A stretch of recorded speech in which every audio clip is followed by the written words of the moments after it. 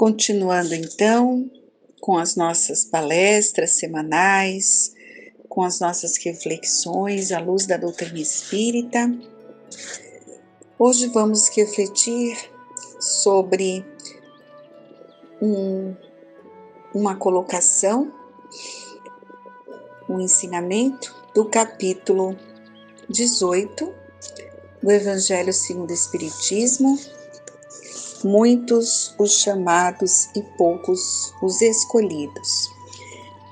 É o item que fala da porta estreita. Entrai pela porta estreita, porque larga é a porta, e espaçoso o caminho que leva à perdição, e muitos são os que entram por ela. Que estreita é a porta, e que apertado o caminho que leva para a vida, e quão poucos são os que acertam com ela. Isso é uma colocação de Mateus. A porta da perdição é larga, porque as más paixões são numerosas e o caminho do mal é o mais frequentado.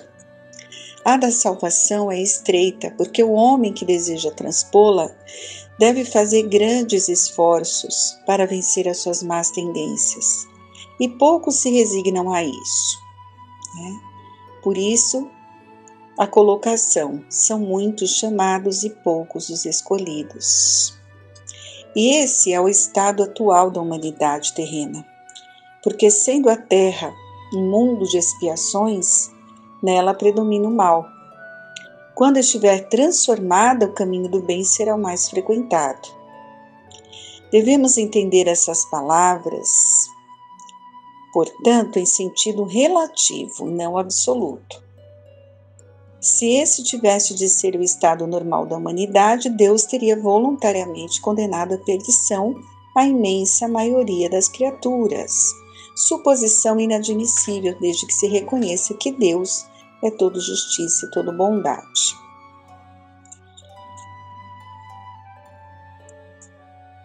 Mas quais as faltas de que essa humanidade seria culpada? Para merecer uma sorte tão triste no presente e no futuro, se toda ela estivesse na Terra e a alma não tivesse outras existências? Por que tantos escolhos semeados no seu caminho? Por que essa porta tão estreita que apenas a um pequeno número é dado transpor, se a sorte da alma está definitivamente fixada após a morte? E é assim que, com a unicidade da existência, estamos incessantemente em contradição com nós mesmos e com a justiça de Deus.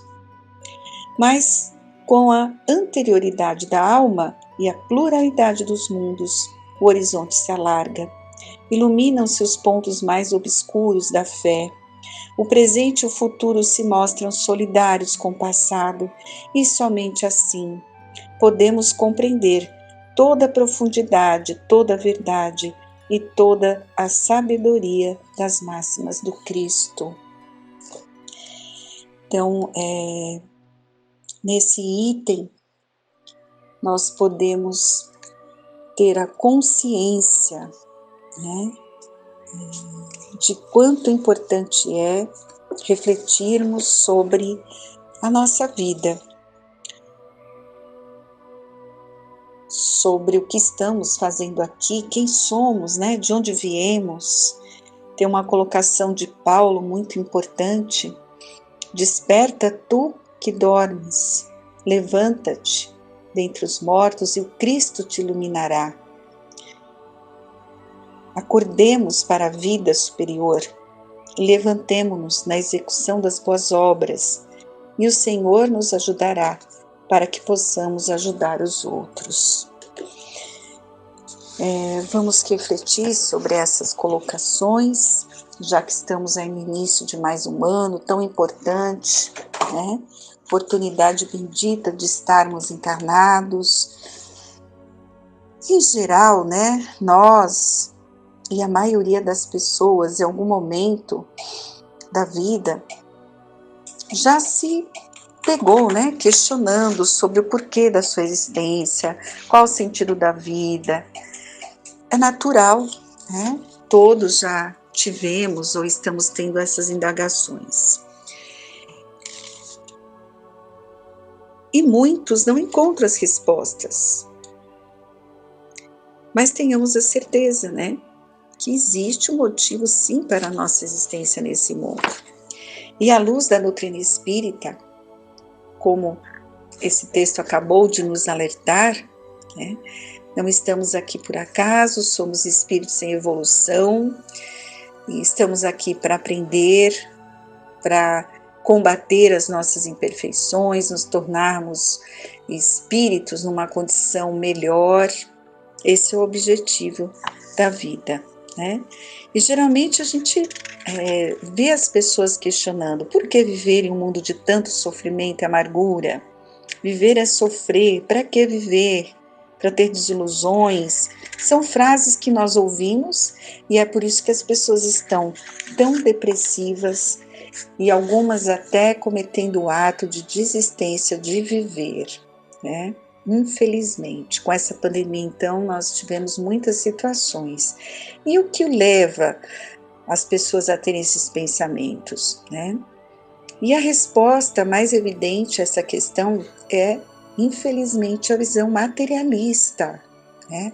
As pessoas observam a vida sobre um ângulo exclusivamente material e ela acaba se tornando sem sentido, né? Viver para algumas pessoas é um fardo muito pesado e sem razão de ser. Agora, é totalmente diferente, né, quando nós conseguimos enxergar a vida eterna, a reencarnação, a vida espiritual profunda, ela passa a ter um sentido, né? Nesta visão reencarnacionista, que somos espíritos eternos, viver é uma experiência fascinante quando despertamos a nossa consciência rumo ao infinito. Então, dentro desse enfoque espiritual, a vida é um maravilhoso desafio, com muitos obstáculos, é verdade, mas esses obstáculos, eles são alavancas de apoio para o nosso crescimento espiritual, são desafios, né? Resgates do passado que vem através da dor, do sofrimento, mas como ele comenta, que são alavancas para nos impulsionar. Então, sabemos que somos filhos de Deus, nosso Pai, que criou todo o universo com uma finalidade útil. Desde um simples átomo até uma galáxia, tudo existe ocupando um determinado papel, interagindo entre si, formando o todo. E dentro desse todo, cada ser vivo desempenha uma finalidade específica. E nós, seres humanos, além do nosso papel como seres vivos, em um corpo físico, momentaneamente, temos uma missão maior, espiritual, que é a nossa evolução para o amor e para a plenitude do ser. Então, nosso objetivo é nos tornarmos espíritos puros, elevados. Então, todos nós temos compromissos, a missão de nos tornarmos plenamente felizes. Buscar um sentido para a vida é encontrar o nosso eu verdadeiro.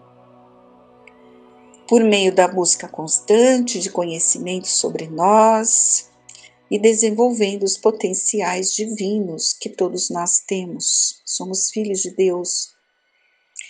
E por que são poucas as pessoas que conseguem se encontrar e fazer essas reflexões? Porque muitas, né, estão doentes, infelizes, deprimidas, porque surgem doenças físicas e mentais, doenças como a depressão, o alcoolismo, o abuso das drogas, o suicídio e outras tantas doenças, né, da alma.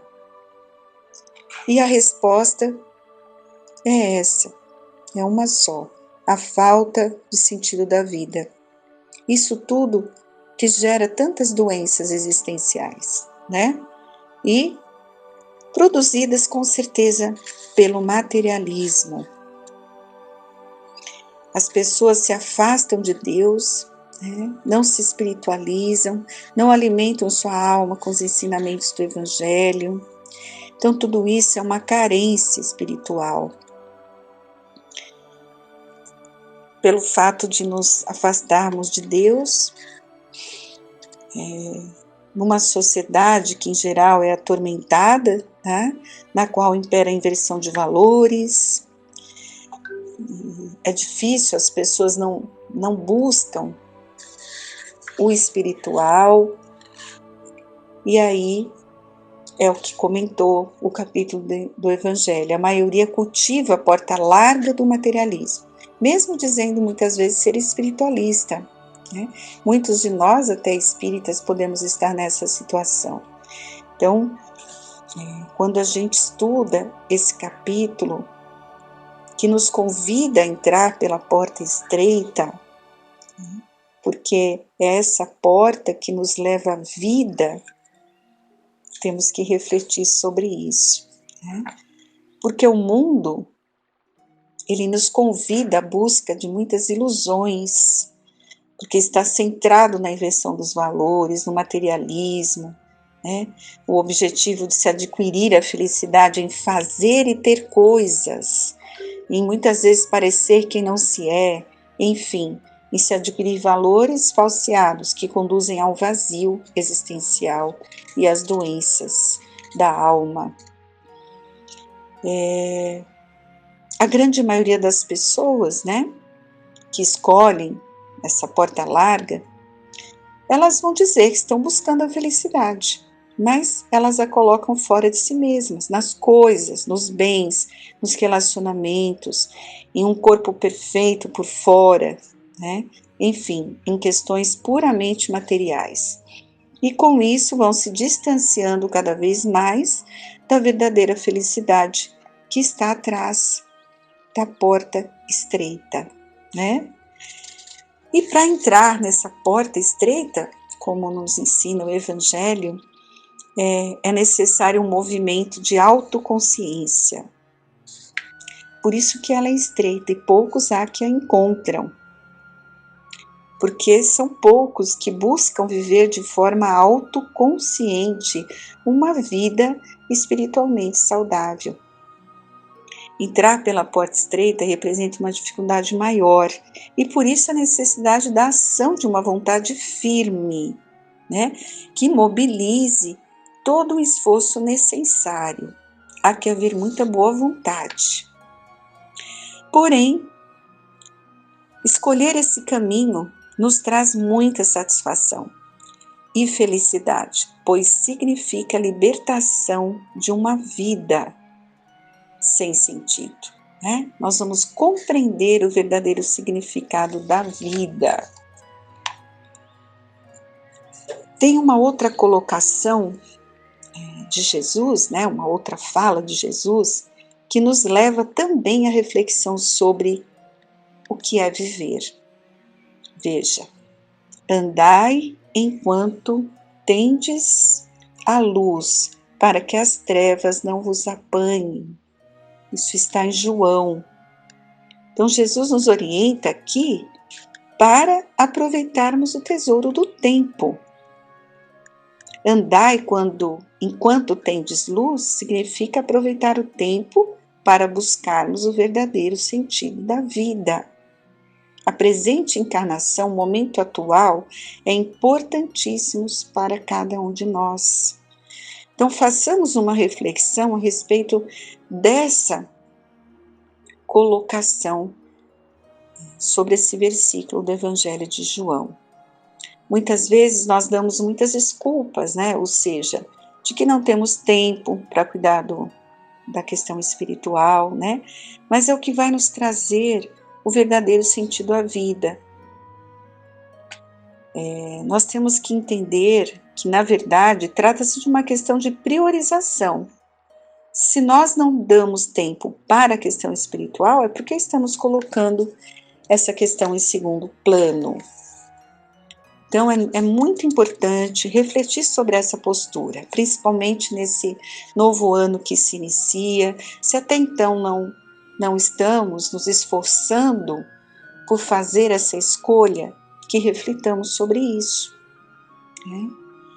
É tão importante ter essa atividade, esse compromisso que vai nos propiciar o autoconhecimento, que é essencial no processo da nossa transformação. Então, a gente não pode mais adiar essa oportunidade de fazer luz em nossos corações, né? Nesse ensinamento, Jesus está se referindo ao tesouro do tempo, que é a oportunidade que temos para adquirir a nossa luz interior. O tempo é um grande tesouro, que usamos bem ou não. O verbo andai é uma metáfora que significa realizar ações enquanto temos a luz do dia, tesouro do tempo, para acender essa luz interna. Podemos ampliar esse conceito que ele diz andai enquanto tendes luz, como sendo a oportunidade da presente reencarnação, para a busca do equilíbrio interior. E depois, Jesus completa dizendo, para que as trevas não vos apanhem. Que são trevas? Que são essas trevas, né? Existem as trevas exteriores e existem as trevas da ignorância. Então, todas as vezes que eu não aproveito o tesouro do tempo para acender a minha luz interior, né? Buscar esses ensinamentos do Evangelho que vão combater o meu comportamento, as minhas escolhas, as minhas tendências infelizes, as trevas me apanharão, né? Sejam elas exteriores, existentes no mundo espiritual inferior, essa atuação inferior acontece constantemente, sabemos disso, ou sejam as nossas tendências, né, inferiores, que abrem porta para essas influências. Então, é fundamental no nosso processo evolutivo que busquemos duas grandes fontes de luz, que é a luz do conhecimento da verdade, da qual o Evangelho de Jesus é a perfeita síntese, e a luz do autoconhecimento. Conhece a verdade e a verdade te libertará. Resumindo, quando estamos encarnados, somos convidados pela vida a adquirir o conhecimento dessa verdade. E, ao mesmo tempo, temos a oportunidade de nos conhecer, de nos perceber como seres em evolução. E o caminho é esse: estudo do Evangelho. Nós que estamos na doutrina espírita, as obras do Pentateuco kardeciano, grande oportunidade, muito material, muita informação para aprimorarmos essa nossa transformação, né? E essa verdade, ela tem que ser buscada pelo estudo, pela prece, o desenvolver aos poucos da nossa fé, né? Aplicando na nossa vida, para que não seja apenas um estudo puramente intelectual. Tem que ter a prática, aplicação diária da prática, no dia a dia, né? E quando nós fazemos isso, quando estudamos, refletimos, meditamos sobre aquilo que estamos lendo, nesse momento mesmo, né, que estamos lendo esse texto, refletindo sobre o que estamos aqui colocando, nós abrimos um campo magnético, né, muito importante, tanto para nos conhecermos como para sentir o auxílio que vem dos céus o tempo todo. E se não usamos, né, se não usarmos esses dois grandes recursos para que a vida nos favorece, as trevas, como eles colocam, nos apanham. O que são essas trevas? São as influências, né, negativas que todos nós sofremos. O mundo aí está o tempo todo nos convidando às satisfações temporárias, materiais, espíritos ainda inferiores, necessitados, que ficam buscando corações que tenham esses pensamentos difíceis.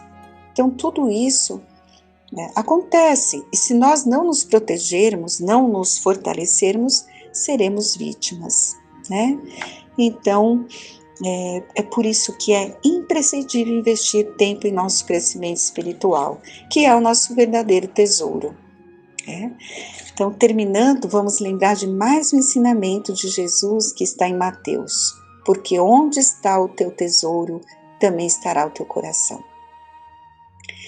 E se realmente colocarmos a nossa vida espiritual como nosso tesouro, vamos sempre encontrar tempo para cuidar do espírito, que somos, né? Somos filhos de Deus, espíritos eternos. O objetivo maior de cada reencarnação é evoluir. Então, vamos combater em nós todo sentimento contrário, vamos estudar o Evangelho e é muito importante que cada um faça sempre essas perguntas, né, para si mesmo. O que eu quero verdadeiramente para a minha vida? Eu quero me tornar uma pessoa mais espiritualizada, mais equilibrada e saudável ou não? Porque muitas vezes queremos tudo isso, mas continuamos a usar o tesouro do tempo, né? Como ele nos alertou, em coisas secundárias e supérfluas. E para acender a luz interna, é preciso instituir novos hábitos. Não é fácil, mas é perfeitamente possível, utilizando a boa vontade e a disciplina. Então vamos refletir sobre isso, já que o novo ano está se iniciando. Sempre é tempo de recomeçar, deixar o passado, os erros para trás, né? E começar o nosso exercício diário. Um hábito só vai se tornar parte da nossa vida se for repetido sistematicamente até que se torne parte dele, né? Então, aproveitar a vida é aproveitar todos os recursos que temos para viver a essência divina que nós mesmos, né, desenvolvendo valores espirituais, vamos ter essa luz interna. Somos responsáveis pela nossa auto-iluminação e estaremos protegidos de todas as influências negativas. Tenhamos a certeza disso, né? Então, lembremos que cada dia na Terra, o tempo é um verdadeiro tesouro. Se soubermos aproveitar, né? Se usarmos ali com responsabilidade, estaremos aproveitando realmente a encarnação que Deus nos concedeu. Então, eu desejo a todos muita força, muita coragem, muita determinação. Lembre-se que ajuda não nos falta. O que nos falta é essa determinação em buscar o significado da vida e nos esforçar para conseguir atingir esse objetivo. Esse é a razão fundamental das nossas vidas, né?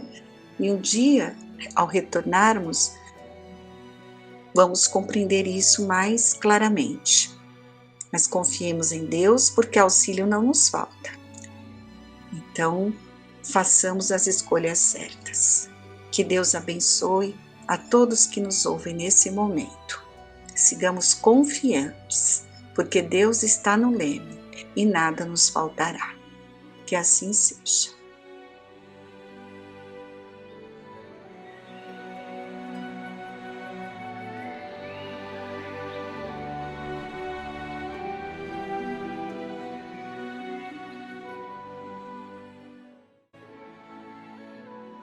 Sejam todos bem-vindos a esta palestra doutrinária. Nós hoje vamos abordar o tema aqui do Emmanuel. O livro chama-se Palavras de Emmanuel, é a psicografia do Chico Xavier. Nós vamos falar do capítulo 17, que chama Espiritismo, Espiritualismo e Evangelho, e um pedacinho do capítulo 18, que fala da fé, esperança e caridade. Bem, vamos lá. Esse livro é muito interessante porque ele completa tudo o que esse grande espírito falou em diversos livros sobre o tema, que agora é o capítulo 17, Espiritismo, Espiritualismo e Evangelho. Então são pequenas estrofes colocando. Vamos lá. O Espiritismo, em sua feição de cristianismo redivivo, tem papel muito mais alto que o do simples campo para novas observações técnicas da ciência instável do mundo. O Espiritismo é a luz de uma nova renascença para o mundo inteiro. Para que a sublime renovação se concretize, porém, é necessário nos convertamos em raios vivos de uma santidade, claridade, ajustando a nossa individualidade aos imperativos do infinito bem. Ou seja, temos que colocar em prática tudo o que estudamos para influenciar aqueles que nos cercam. Espiritismo sem evangelho é apenas sistematização de ideias para transposição de atividades mental, sem maior eficiência na construção do porvir humano. Quer dizer, desta maneira, nós estaremos auxiliando os espíritos a evangelizar o planeta. Ao espiritismo cristão, cabe atualmente, no mundo, grandiosa e sublime tarefa. Não basta definir-lhes as características veneráveis e consolador da humanidade, é preciso também revelar-lhe a feição de movimento libertador de consciências e corações. O Espiritismo, nos tempos modernos, é sem dúvida a revivência do cristianismo em seus fundamentos mais simples, ou seja, lá quando Jesus esteve entre nós. O Espiritismo é, acima de tudo, o processo libertador das consciências, a fim de que a visão do homem alcance horizontes mais altos. O Espiritismo, ele abre novas possibilidades, nos fazendo raciocinar de maneira a ver a humanidade como parte da nossa família, coisa que ainda nós não conseguimos fazer na sua totalidade. O Espiritismo será, indiscutivelmente, a força do cristianismo em ação para reerguer a alma humana e sublimar a vida. O Espiritismo, sob a luz do cristianismo, vem ao mundo para recordar-nos. Em nosso campo doutrinário, precisamos, em verdade, do Espiritismo e do espiritualismo, mas muito mais da espiritualidade. O Espiritismo não é somente o antídoto para as crises que perturbam os habitantes da Terra. Os seus ensinamentos salutares e doces reerguem nos desencarnados as esperanças desfalecidas à falta de amparo e de alimento. E é aí que a doutrina edifica os transviados do dever e os sofredores saturados desses acervos remorsos que somente as lágrimas fazem desaparecer.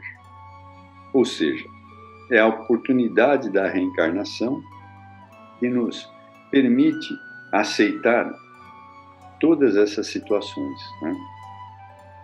O Espiritismo é o grande iniciador da sociologia por significar o evangelho redivido que as religiões literalistas tentaram imunar, ou seja, enterrar, nos interesses econômicos e na convenção exterior dos seus prosélitos.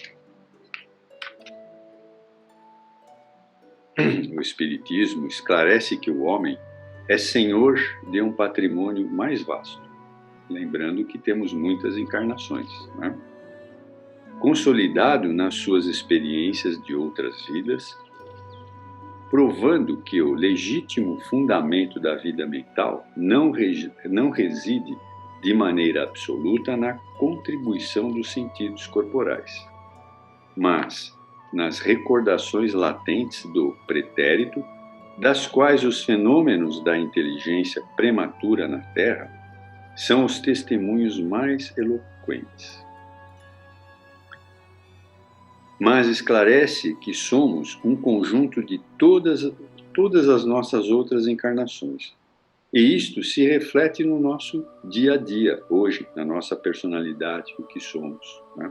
Então, tudo isso está dentro do nosso espírito.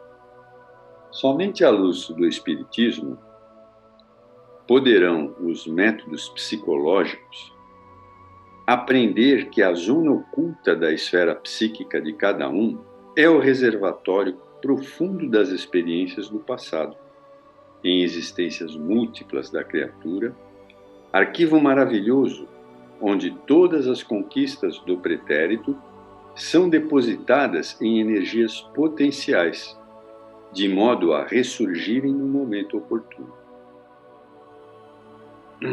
Somente com a cooperação do Espiritismo poderá a ciência psicológica definir a sede da inteligência humana, não nos complexos nervosos ou glandulares do corpo perecível, mas no espírito imortal.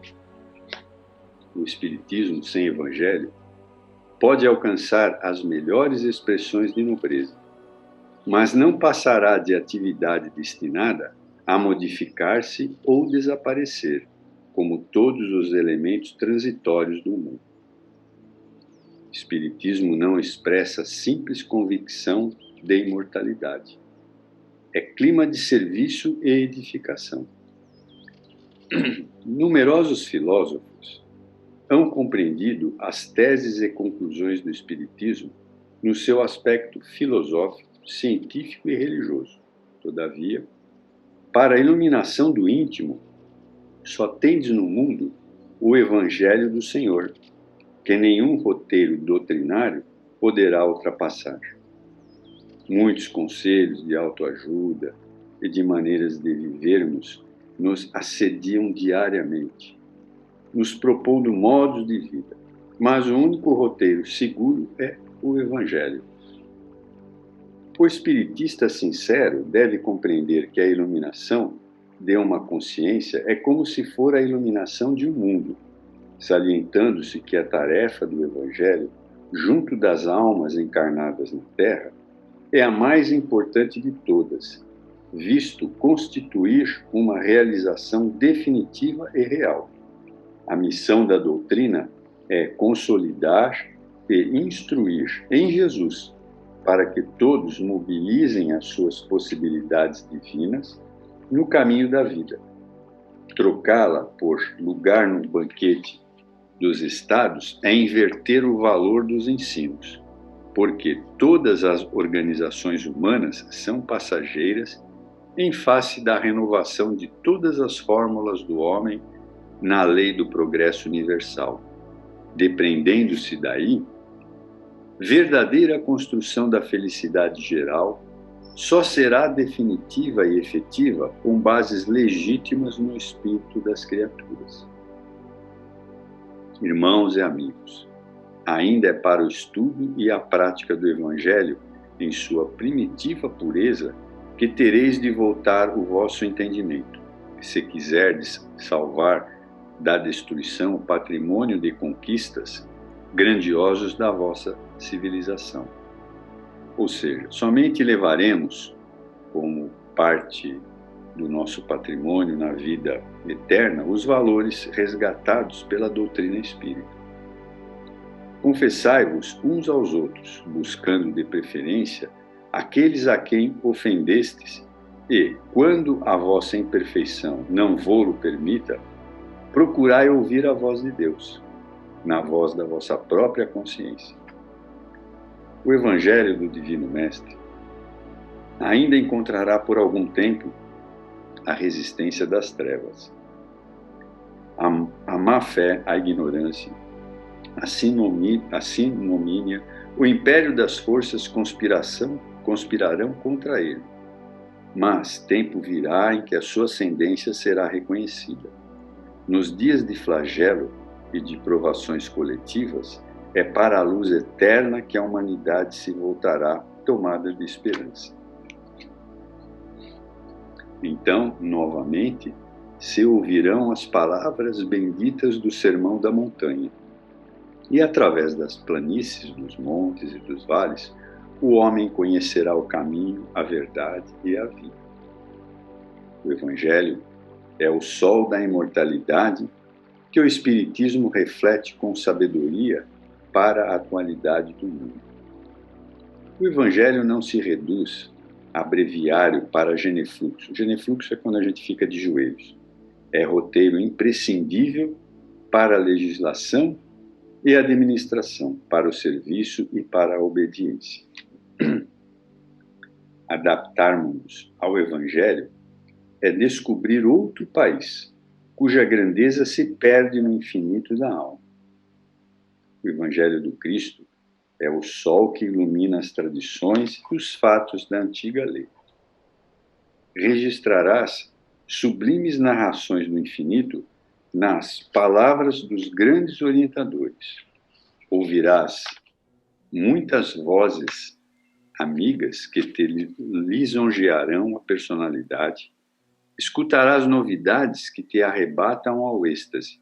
Entretanto, somente com Jesus, no Evangelho bem vivido, é que reestruturaremos a nossa individualidade eterna para a sublime ascensão à consciência do universo.